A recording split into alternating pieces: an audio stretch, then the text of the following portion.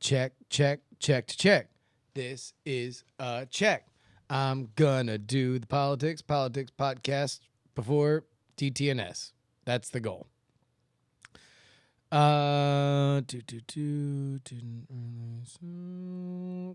Cool. Can anybody see me? Can you see me?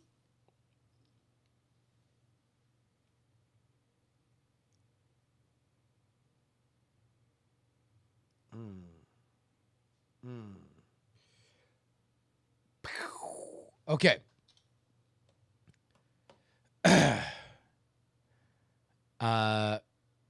Crap. Are these plugged into diamondclub.tv anymore?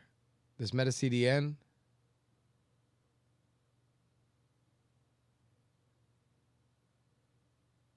Let me know if you guys can see me. I want to get this done ASAP because I don't want to run into DTNS, but I do want to get this done. Guess who I am for Halloween? Can y'all... Shit. I don't know. If DCTV is broken on this Meta CDN, then I might not just live stream this. I might just record it. Can you guys hear me? Am I live now? Oh, cool. Awesome. Good. Then I'm going to start this right now because I don't want to run into DTNS. Cool. Okay. I'm going to do this quick. Quick. What am I looking for? Oh, yeah. Audacity.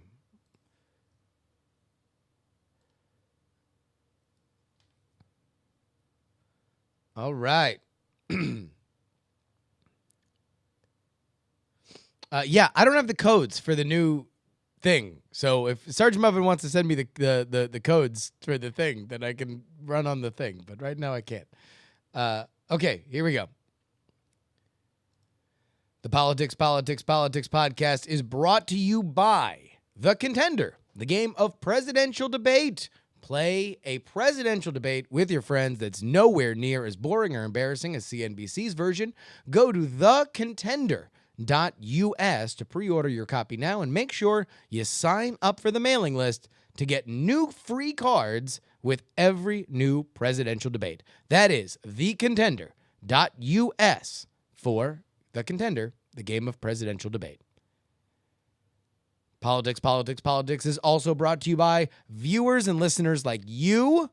You guys can go ahead on over to patreon.com/JURY, where you support not only this show, but also my One Mic show, Jury. Go ahead again to patreon.com/JURY for your ability to support the show.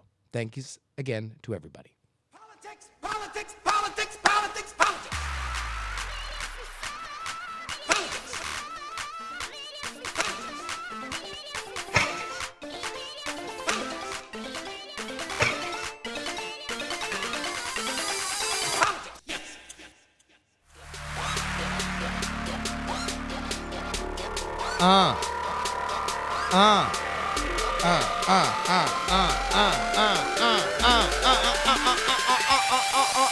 Oh, shit. Man, we got a hell of a barn burner of a show here for you. If you are watching live on diamondclub.tv, then you can see my costume. I am dressed as Fidel Castro here for Halloween. I've got my cigar. I've got my hat. I've got my speckled graying temples, which is a part of this cosplay that I have worked on for the last 10 years. It has been waiting. I had to move out of South Florida. Fun fact, you can't dress up like Fidel Castro and live in South Florida. That's like dressing up as Dracula outside of Transylvania. You're like, oh, look at my spooky costume. And people are like, yeah, my father was murdered by Dracula. And you're like, oh, well, I guess that's not as fun as it was before, would it be? Anyhow, welcome to the Politicsx podcast.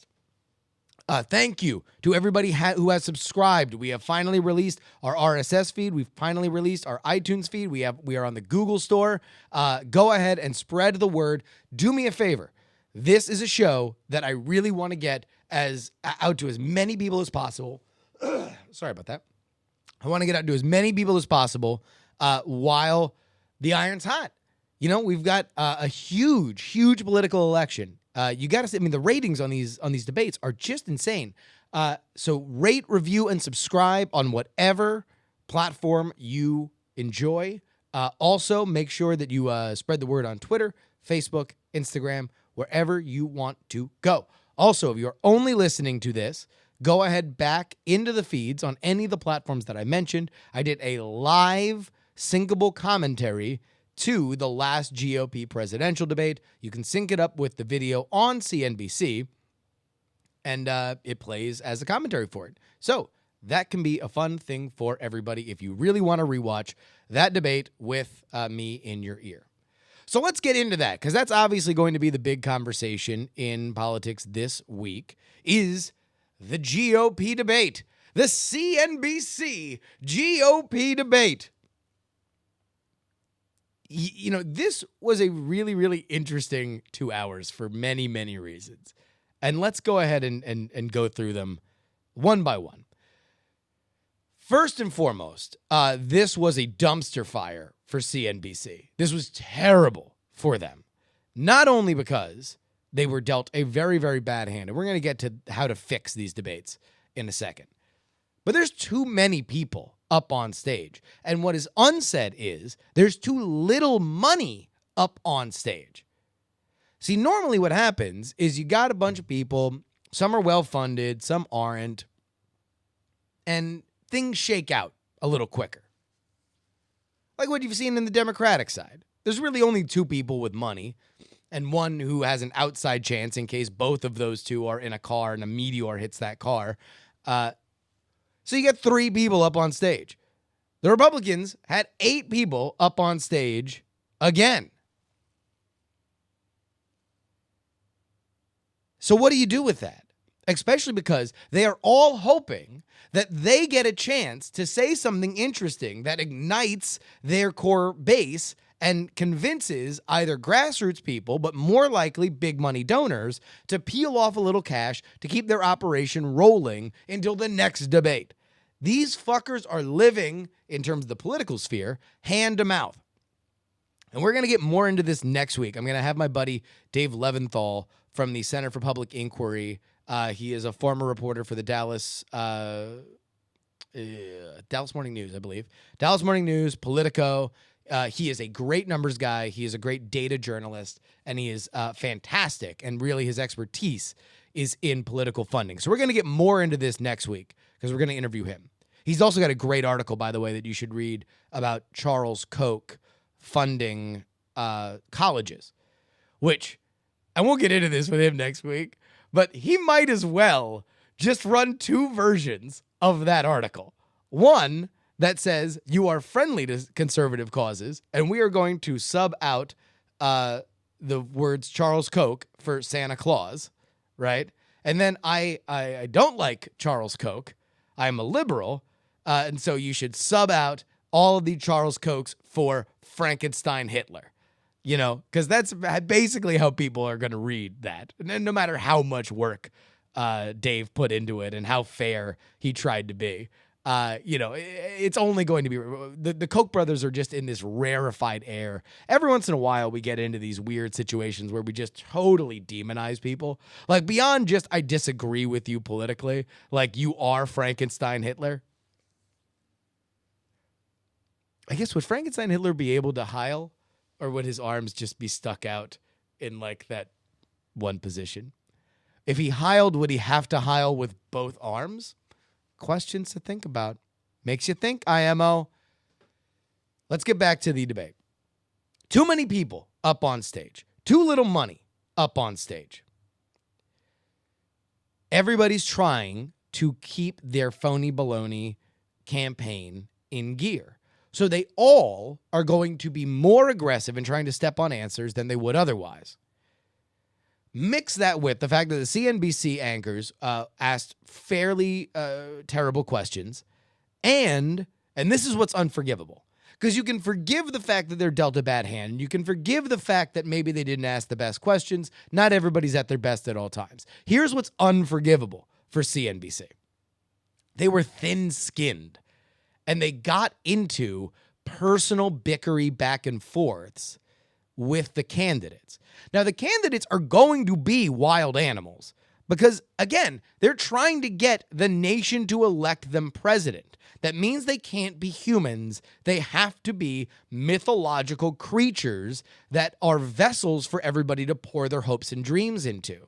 So yes, they're going to break the rules. Yes, they're going to be over the top. And yes, they are indeed going to make your job terrible. What you can't do is what happened between Ted Cruz and one of the moderators, where he said, hey, I'm going to ask you this question. Ted Cruz took it upon himself to totally shit on CNBC.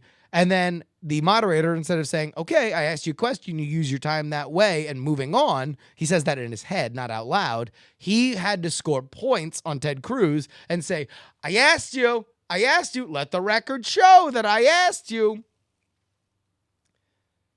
So it's hard to really point the blame anywhere else but CNBC. It was a bad situation to them. And also there's fallout now because the RNC is really embarrassed by the fact that CNBC ran such a shitty debate. The RNC is to blame for the fact that everybody is up there on that stage. They need to start making hard decisions and putting fewer people on the stage. It just can't continue to be 90 people. And meanwhile, they now are dealing with an insurrection in their own party. Let's go ahead on over to Politico. Let's see if we can find this here. Okay, Politico. Exclusive. GOP campaigns plot revolt against RNC. On Thursday, many of the campaigns told Politico that the RNC, which has taken a far greater role in the 2016 debate process than in previous election cycles, had failed to take their concerns into account. It was time, top aides said, for at least a half a dozen candidates to begin discussing amongst themselves how the next debate should be structured and not leave it up to the RNC and the television networks. This was a gathering of the campaigns from the following candidates: Donald Trump, Ben Carson, Bobby Jindal, Lindsey Graham, and multiple others, including, expected to attend, but they didn't organize it, representatives from Carly Fiorina, Mike Huckabee, Rand Paul, Marco Rubio, and Rick Santorum. This, if we thought the CNBC debate was going to be a dumpster fire and was indeed a dumpster fire, this meeting, to be a fly on the wall in this meeting, will really, that would take the cake. Because every single one of these people wants something very different. Let's go down the list from back to front. Lindsey Graham. Lindsey Graham wants to be on the stage regardless of what his polling numbers are, because he does very well in debates. He is very well thought of. He is a more senior member politically. He is friendly with most people, except for Donald Trump, when Donald Trump gave out his number. So he just wants to be on the stage. Bobby Jindal wants to be on the stage, but doesn't want Lindsey Graham to be on the stage, because Bobby Jindal wants the polling that determines who's on the main stage to be done statewise, as in who is polling well in the state that is about to hold a primary, and not nationally where he polls like a pile of dog shit. Ben Carson wants a pillow. He's so sleepy. Can we please get the man a rest? And Donald Trump would prefer there be far less people on stage, preferably one. He would also like the debate to be shorter, let's say a half hour. Donald Trump would really like the debate to be Donald Trump talking to you for a half hour, because he's not good at doing actual debates. His poll numbers go down when he does debates. So he would really just like it to be another speech. What he's asking is if you could please televise his speeches. None of these people want the exact same thing. They all want something different. The only thing that everybody else who's attending wants, the Fiorinas, the Huckabees, the Rand Pauls, the Marco Rubios, and the Rick Santorums, is for there to be fewer chairs on stage and for them to be the ones who get to sit in them. So when they're all playing musical chairs, they want the other ones to be the ones standing outside. So let's get in, because I am not a man of complaints. I'm a man of solutions, right? As I'm dressed as Fidel Castro, maybe it's not the most inspiring thing to have Fidel Castro scream at you about, I have solutions to these problems, because they don't typically end up well when you're dressed in drab olive green, holding a cigar, and have a gray striped beard. However, I do have a solution, and this not only solves the problems of the candidates, this provides a tremendous boon to the networks, because the RNC, in fighting against these the CNBC issue, in fighting against that, has now suspended their involvement in a February debate. This is a totally useless move. Totally. Because this debate isn't happening until February. There will be a thawing of relations, and they will get back together by February, by the time that this debate is supposed to happen. However, let's go ahead. This is Justin Robert Young's solution for how to fix the debate situation. Let's get some solution music.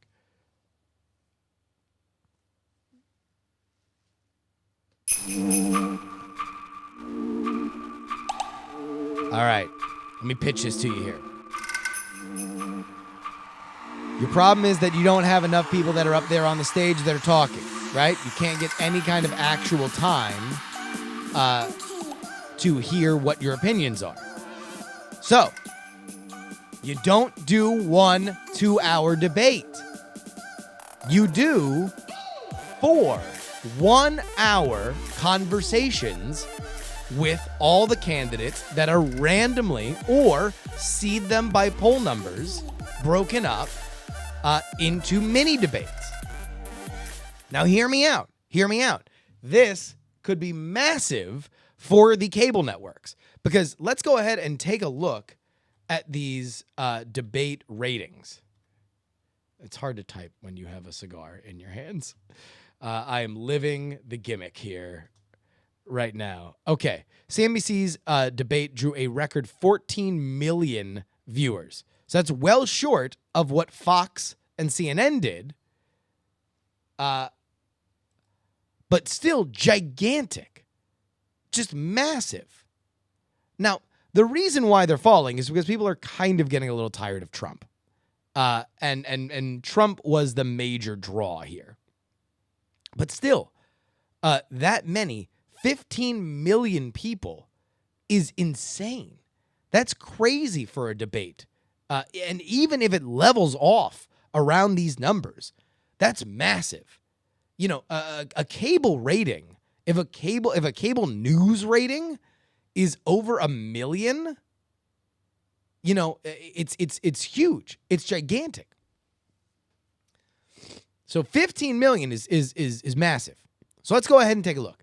You go ahead and you break them up into smaller groups, and you let everybody talk, and everybody gets to, you know, you get to endlessly pick it apart. The cable networks are happy because they have things to analyze. They can say there's winners, there's losers. Oh, I would like to see Marco Rubio matched up with Donald Trump. I'd like to see Ben Carson matched up with Carly Fiorina. I'd like to see Rand Paul matched up with a donkey. I'd like to see, not a Democrat, I mean a physical donkey. I'd like to see Rick Santorum on a slip and slide. We can make all these things happen. Right? We just need to get all of them off the same goddamn stage at the same time. Okay. That's my solution. I think I'm very proud of it. I think it's going to be great. Also, no one's going to ever do it. Why would they never do it? Because nobody would want to be in what they perceive to be the shittier group. They wouldn't want to be put together. And by the way, that means everybody wants to be put next to the front runner. And the front runners want to be only by themselves. So you would not be able to get, you know, John Kasich. John Kasich is so mad right now. John Kasich is so heat him up. And I don't fucking blame him, by the way. Because John Kasich is like my entire adult life. There has been one resume that gets you elected president. Governor of a major state with DC experience. That gets you elected president. Got Reagan elected president, got Clinton elected president, got Jimmy Carter elected president. A big governor with some kind of Washington experience. He is just eating shit. Which, by the way, look at this. The curse of the governor. Let's do a little Halloween. The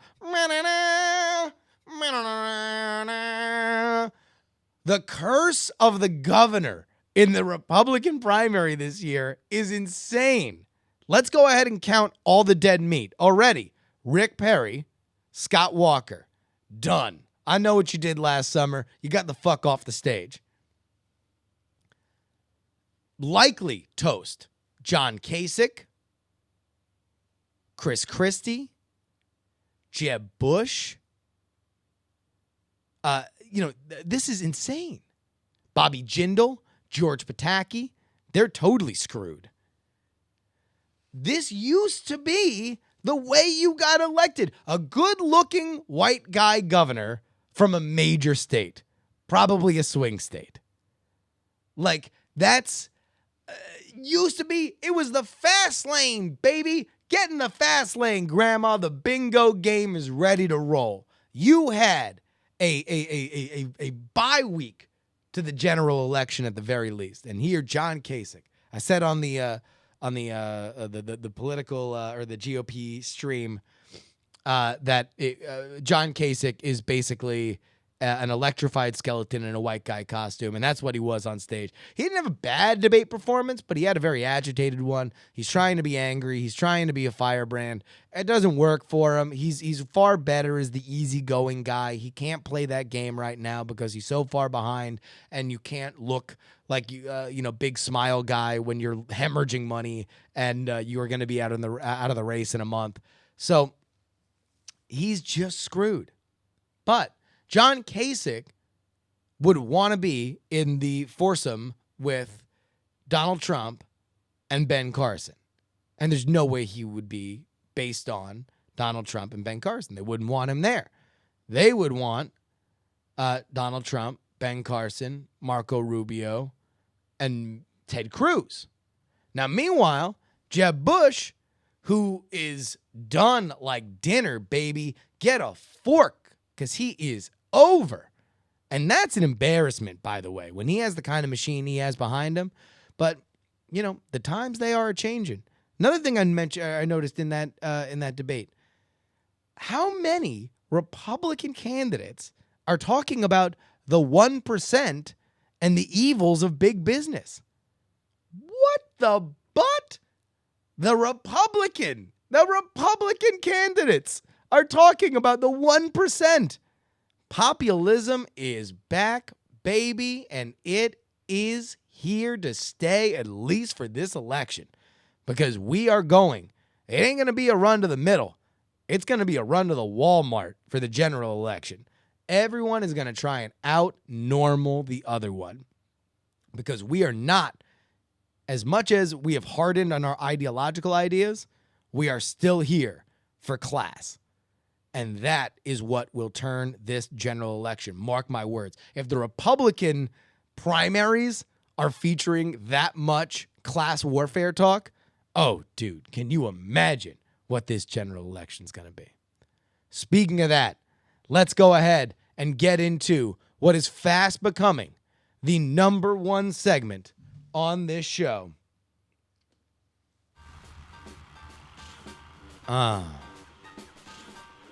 Go hit the ATM, go to the 7-Eleven, buy a pack of gum and say, no, homie, I just need all singles. So we're hitting the club, motherfuckers. You better get ready. It's a pole dance! This poll was conducted by telephone October 21st to the 25th, 2015, among a random sample of 1,289 adults nationwide, including 1,136 registered voters. Data collection was conducted on behalf of CBS News and the New York Times by SSRS Media of Pennsylvania. Phone numbers were dialed from samples of both standard landlines and cell phones. Welcome to the second stage. First, he's polling at 4%. The Texas Tornado, Ted Cruz. Oh, following up, she's a California Golden Girl, polling at 7%. It's Carly Fiorina. And get your singles out because he's got a legacy for getting your poll numbers up. It's Jeb Bush at 7%. Oh, moving to the main stage, our top three. He once was a student, now he's the master. It's Marco Rubio, 8%. He used to be King Shit of Fuck Mountain, but now he's your second in command. 22% for the Donald. He's gonna be huge. Donald Trump at 2. But here we go. Your main stage headliner. Everybody, put your hands together. You better get all up in on the brass rail because here he comes, your new national GOP fundraiser. He might put you to sleep, but he's lighting the base on fire. It's Ben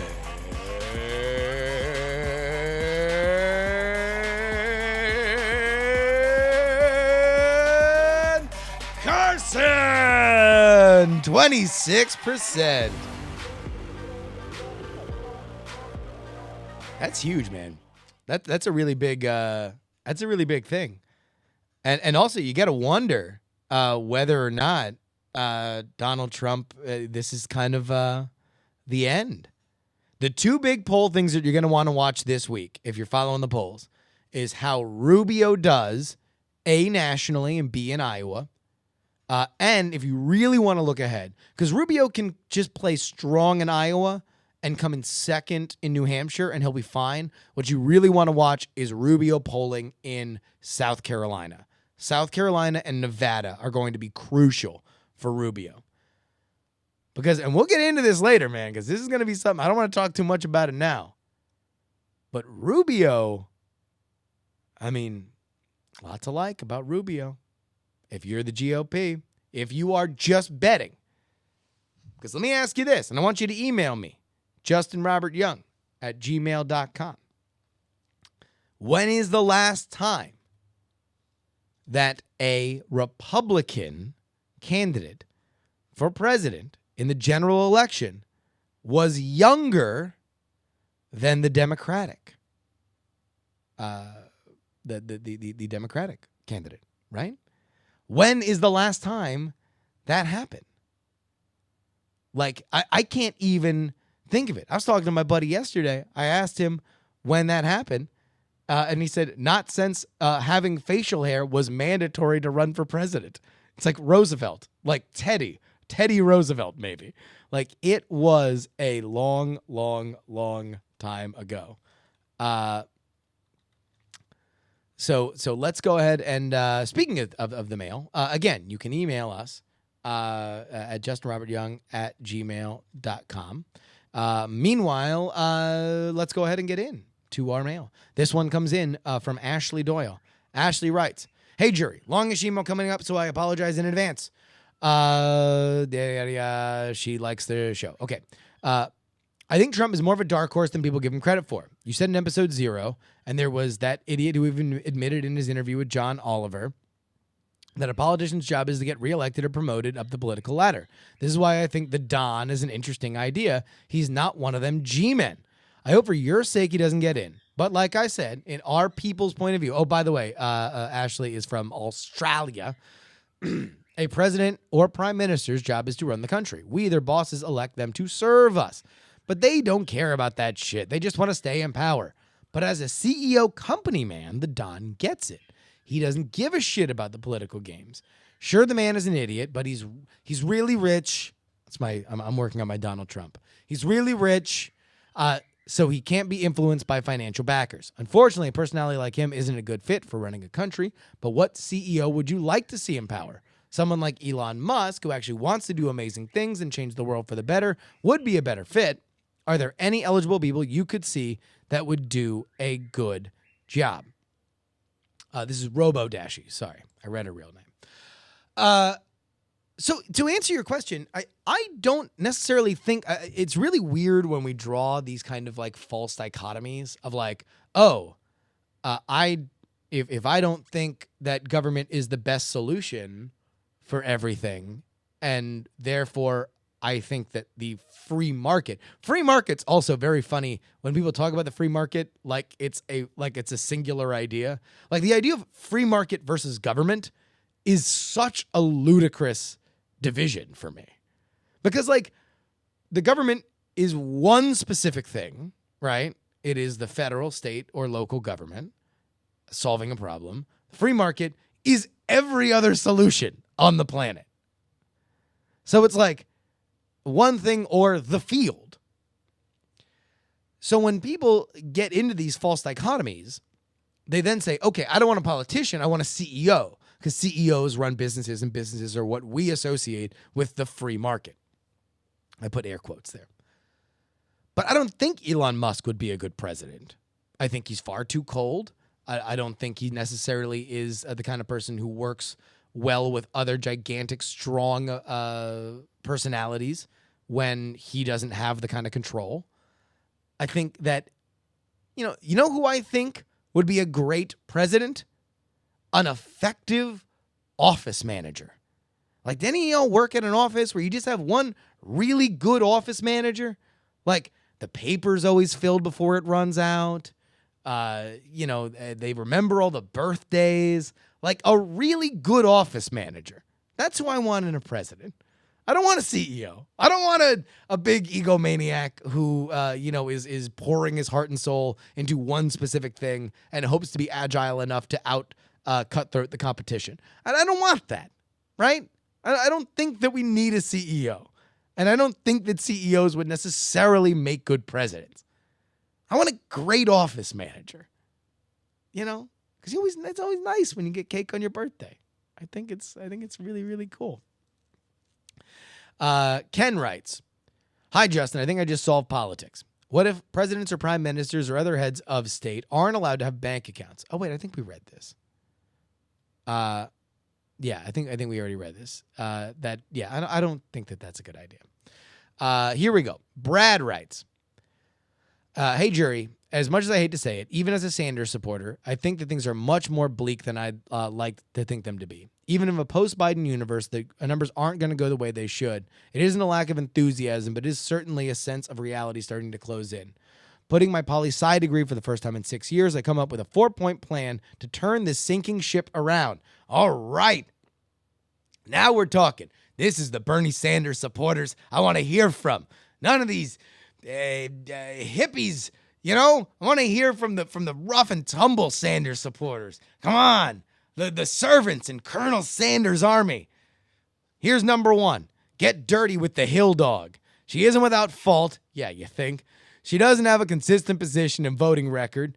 Start pointing this shit out. Call her a flip-flopper or whatever the modern equivalent is. She might be taking your positions now, but what will she look like after 100 days in office? Doesn't she come off kind of bitchy like your mom does after a bottle of wine? Tell the world. My mom's actually very pleasant after a bottle of wine. Number 2, fix your damn gun control message. People who understand politics know where you're coming from when you're representing a rural state. People in California and New York don't. Get in front of that shit. Explain why you supported it, why you think it should be changed, and move on. Clean break. Then show off your really cool AR-15. Kids dig that shit. Number 3, get comfy with the media. That NPR on the media piece this past weekend was very favorable on your positions and your consistencies, but man, did it ever paint you as a grumpy-ass dude. Here's an idea. Be the cool grandpa. Wear a cardigan sweater, skinny jeans, give your hat a 33% turn to the left. You don't have to change your message. Just come off as less crotchety. And here we go. Number 4, celebrity endorsements. Kids love those, right? Will Ferrell and the dudes from Red Hot Chili Peppers can only get you so far. Where's Kanye? He can rich the white privileged youth like no other. Hell, let's make it a Sanders West ticket for 2016 while we're at it. Sincerely, a totes legit poli-sci expert from a private Western Michigan college, Brad.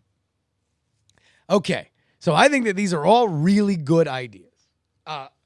Let's go backwards forward on how these will never happen.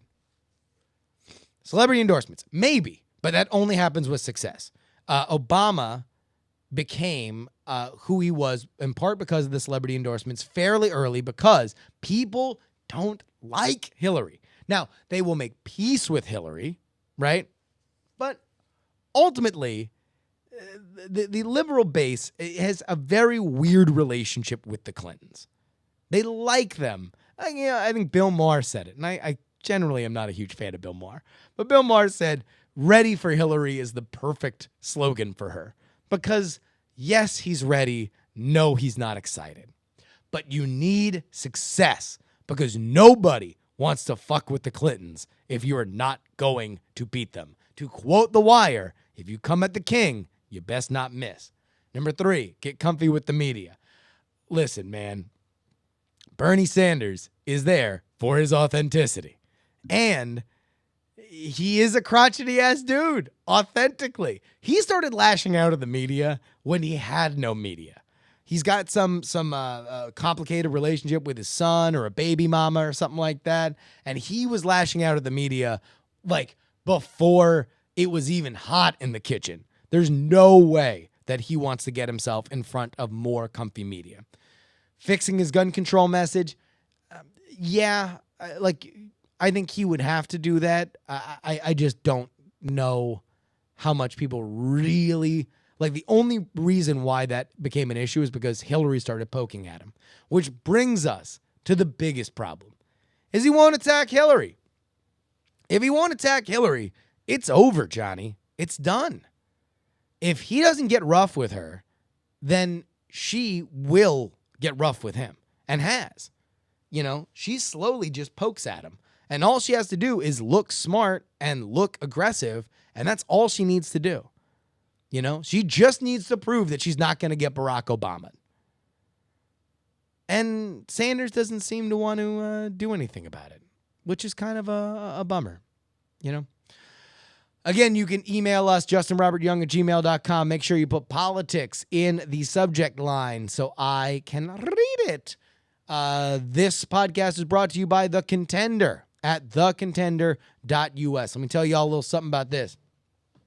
Starting on Monday, we are going to be sending out Kickstarter backer surveys. So make sure you check your emails this Monday and this week if you backed us on Kickstarter, because we're getting your final addresses. We're getting ready to send these things out. We are weeks away from having these in hand. Also, you're going to want to be on the mailing list because you are going to get free cards. We've got cards from both the Republican debate and the Democratic debate. They are going to go directly to your email. So just go ahead on over to thecontender.us, scroll down to the bottom, hit the volunteer button, and that puts you on our mailing list. And also, and this is the first time we're telling you people this, price on the package going up $5 if you if you buy it on the website. So make sure you buy it before we start sending these out, and this way you get it. You can pre-order it now and get it with the Kickstarter backers, but only if you pre-order now. Of course, our music was provided by Velasco and Trop Killers. You can follow me at Justin R. Young everywhere where fine social media platforms are found, including Twitter, Instagram, Periscope, Snapchat, everything else. That about wraps it up for me. Till next time. This is Justin Robert Young saying, politics? I need to come up with a catchphrase, right? Maybe I should wait until this moment and then say the catchphrase. Bye.